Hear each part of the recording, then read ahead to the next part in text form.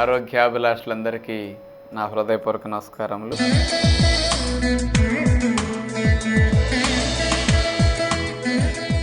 ఈరోజు మనం పిక్కల నొప్పులు తగ్గాలంటే ఏం చేయాలో తెలుసుకోబోతున్నాం. కొంతమందికి ఉదయం నుంచి సాయంకాలం వరకు ఆఫీసులో వర్క్ చేసేసరికి సాయంకాలం అయ్యేసరికి పిక్కలు గుంజుతూ ఉంటాయి, లాగుతూ ఉంటాయి, ఇంటికి వేలాడిపోతూ వస్తారు. కొంతమంది మరీ నొప్పులు ఎక్కువ ఉంటే ఇంటికొచ్చి పిల్లల్ని వీళ్ళ బోర్లా పడుకుని పిక్కల మీద ఎక్కి తొక్కించుకుంటూ ఉంటారు. కొంతమంది ఇంట్లో వాళ్ళ చేత పిక్కలు పిసికించుకుంటూ ఉంటారు.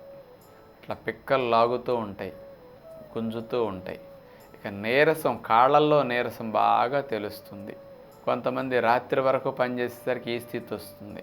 కొంతమంది 2 రోజులు గట్టిగా కష్టపడితే ఇలాంటి నొప్పులు వస్తే 2 రోజులు పని చేయడం ఆపేసి రెస్ట్ తీసుకుంటే మళ్ళీ బాగున్నట్టు అనిపిస్తుంది, మళ్ళీ పని చేస్తే వచ్చేస్తూ ఉంటుంది. ఇలాంటి పిక్కల నొప్పులు ఉన్నప్పుడు అవి తగ్గాలంటే ఇవి ప్రధానంగా మన శరీరంలో బి విటమిన్స్ లోపించినప్పుడు ఇలాంటి ఇబ్బంది ఎక్కువగా కనిపిస్తూ ఉంటుంది. అంటే బి విటమిన్స్ అంటే మనకు బలాన్ని ఇచ్చే విటమిన్స్ అని తెలుసు. అందుకని బి కాంప్లెక్స్ గొట్టాలు ఇలాంటి వారికి డాక్టర్లు అందిస్తూ ఉంటారు. మనం తినే ఆహారంలో ఈ బి విటమిన్స్ అనేవి ఎక్కువగా లోపంగా ఉంటున్నాయి. ఎందుకు? మనం అన్నీ పాలిష్ పట్టినవి, రిఫైన్ చేసినవి తినేస్తున్నాం కాబట్టి ఈ పాలిష్ పట్టినప్పుడు, రిఫైన్ చేసినప్పుడు తవుడులోకి వెళ్ళిపోతాయి అన్నమాట ఇవన్నీ. కానీ మనకి బలం లేని ఆహారం మిగులుతున్నది. బలమైన బి విటమిన్స్ అన్నీ తవుడులో పశువులకి వెళ్ళిపోతున్నాయి, చేపలకి, రొయ్యలకి వెళ్ళిపోతున్నది. అవన్నీ బలంగా తయారవుతున్నాయి. మనం మాత్రం బలహీనం అయిపోతూ ఉన్నాం. అందుకని బలం బాగా రావాలి, ముఖ్యంగా పిక్కల నొప్పులు తగ్గాలి అంటే తెల్లటి బియ్యం తినటం పూర్తిగా మానండి. షాపులో కొనుక్కునే పాలిష్ పట్టిన గోధుమ పిండి వాడకం మానండి. మరి ఎలా వాడుకోవాలి? ముడి బియ్యము అంటే పాలిష్ పట్టని బియ్యము. ఈ పిక్కల నొప్పులు ఉన్నవారు మధ్యాహ్న పూట భోజనంలో తెల్లటన్నం బదులుగా పాలిష్ పట్టని ముడి బియ్యం అన్నం వండుకుంటే ఈ బి విటమిన్స్ పుష్కలంగా ఉంటాయన్నమాట అందులో. అలా రోజు మధ్యాహ్న పూట వండుకోండి ముడి బియ్యం అన్నం. గోధుమ అన్నమైనా వండుకోవచ్చు. అది ఎర్ర గోధుమ రవ్వ ఉండాలి, జవ్వ గోధుమ రవ్వ అంటారు. ఇతర రవ్వలన్నీ పాలిష్ పట్టి కొంచెం తెల్లగా ఉంటాయి, దానివల్ల మీకు మళ్ళా బలము చేకూరదు. అంచేత ఎర్ర గోధుమ రవ్వ అన్నం వండుకు తినొచ్చు, అలా అయితే మంచిది. ఈ 2 రకాలుగా అన్నాన్ని ఏదైనా సరే మధ్యాహ్న పూట మీరు పెట్టుకు తినండి. పిక్కల నొప్పులు బాగా 10 రోజులు తినేసరికి డిఫరెన్స్ కనిపిస్తాయి. అట్లాగే సాయంకాలం పూట ఎప్పుడన్నా మీరు పుల్కాలు తింటుంటారు రాత్రికి, ఆడించిన పిండి పెట్టుకోండి. అంటే గోధుమల్లో ఉండే పై పొరలో బి విటమిన్స్ మనకి పాలిష్ పడితే పోతాయి. పాలిష్ పట్టకుండా 3 గోధుమల పిండి ఆడించుకున్నప్పుడు ఇవి బాగా వస్తాయి. 3 పుల్కాలు 4 పుల్కాలు పెట్టుకున్నప్పుడు ఆ బి విటమిన్స్ బాగా ఉంటాయి అన్నమాట. ఇది మంచిది.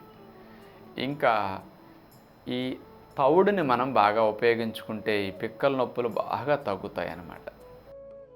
మరి తవుడు అనేది మీకు దగ్గరలో ఎక్కడన్నా రైస్ మిల్లులు ఉంటే అలాంటి చోటకి వెళ్ళి తెచ్చుకోవచ్చు.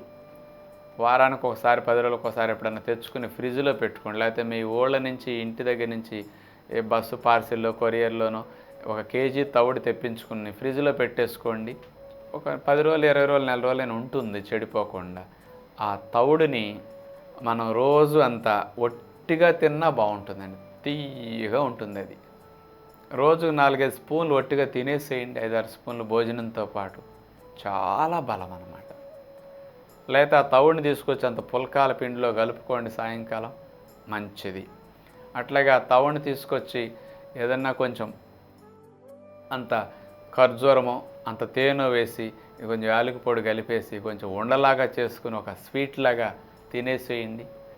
మరీ లేకపోతే అంత బెల్లం పొడిని కలుపుకుని ఆ తవుడు ఉండ చేసుకుని తేనెతో కమ్మగా తినేసేయండి. చాలా బలం. అంటే ముడి బియ్యం తినేదానికంటే తవుడు తింటే డైరెక్ట్ బలం అంతా తవుడులో ఉంది, ఎసెన్స్ అంతా తవుడులో ఉంటుందన్నమాట. అందుకని ఇప్పుడు ఇన్ని ముడి బియ్యం తింటే ఇప్పుడు ఇంత తవుడు వస్తుంది అనుకోండి, అంటే ఇంత తవుడుకు సమానం అనమాట. ఆ తవుడు ఇంత తిన్నామనుకోండి, ఇన్ని బియ్యం తినలేం కదా ఎటు మనం. అందుకని ఇంత తవుడు తిన్నామంటే ఎక్కువ విటమిన్స్ వెళ్ళిపోతాయి మనకి. రైతు బజార్లో బియ్యం అమ్మేవారిని కూడా కాస్త మాకు తవుడు తెప్పించి పెట్టండి అని 10 మంది డిమాండ్ చేయండి, వాళ్ళే తెచ్చి పెట్టేస్తారు. అది బయట పెడితే పురుగు వచ్చేస్తుంది, వారం 10 రోజుల కంటే నిల్వ ఉండదు. ఫ్రిడ్జ్లో పెట్టుకుంటే చెడిపోకుండా ఉంటుందన్నమాట. ఇంకా కావాలంటే ఆ తవుడుని ఇంత తీసుకుని ఒక గ్లాసు నీళ్ళల్లో వేసి 1 గంటన్నర 2 గంటలు నానపెట్టండి. నానపెట్టాక ఆ తవుడిని వడకట్టి ఆ పిప్పి తీసేసేయండి, ఆ నీళ్ళని త్రాగండి. అంటే water soluble vitamins, B vitamins, అందుకని నీళ్ళల్లోకి వచ్చేస్తాయి కరిగి, తవుడులో ఉండవు. అందుకని ఈ నీళ్ళకి తేనె కలుపుకొని ఏదైనా నిమ్మరసం కలుపుకొని త్రాగేసేయండి. ఎప్పుడన్నా కావాలంటే ఒక గ్లాసు నీళ్ళల్లాగా ఈ నీళ్లు తాగండి, ఇలా వాడుకోండి. నేను ఇట్లా తవుడు తినమనేసరికి మీలో కొంతమంది కామెంట్ చేయటం మొదలెడతారు. మాకెటు పశువుల్లాగా దానా వేసినట్టు గింజలో పెట్టారు, అటు గోధుమ గడ్డి పెట్టారు, ఇప్పుడు తవుడు కూడా పెడుతున్నారా పశువుల్లాగా? పశువులు తినేవన్నీ మాకు పెట్టేస్తున్నారని మీరు అనొచ్చు. మరి పశువులు బలమైనవి తింటున్నాయి, మనుషులుగా మనం తింటలేదు కాబట్టి మళ్ళీ వెనక్కి వెళ్ళి మంచి ఆహారాలు తినే ప్రయత్నం చేయక తప్పట్లేదన్నమాట. అందుకని తవుడిని ఈ రూపాల్లో ఇట్లా వాడుకోండి. ఇది చాలా చాలా బలం అన్నమాట. అసలు పిల్లలకు పెట్టండి, పెద్దలు తినండి, ఎవరైనా వాడుకోవచ్చు దీన్ని. అంటే మీరు ఎన్ని వందలు పోసి పాల పళ్ళు బలాన్ని గొట్టాలు కొనుక్కున్నా దీనంత బలం మీకు రాదు. ఖర్చు తక్కువలో చాలా బలం. కేజీ 20 రూపాయలు 25 రూపాయలు కంటే కూడా ఉండదు తవుడు మీకు. చాలా చాలా బలం అన్నమాట ఇది. అసలు నిజంగా ఈ తవుడిని కనుక తినటం అలవాటు పడ్డాము, ఆ శక్తిని అనుభవించామంటే ఇక వదలం జీవితంలో ఇక. అందుకని ఇట్లా తెప్పించుకునే ప్రయత్నం చేయండి మీరు తవుడిని. నెక్స్ట్ ముడి బియ్యము, ఇటు తవుడు 2 వాడుకోమన్నాం. ఇంకొకటి ఈ బి విటమిన్స్ బాగా ఉండే ఆహారాలు, మొలకెత్తిన విత్తనాలు.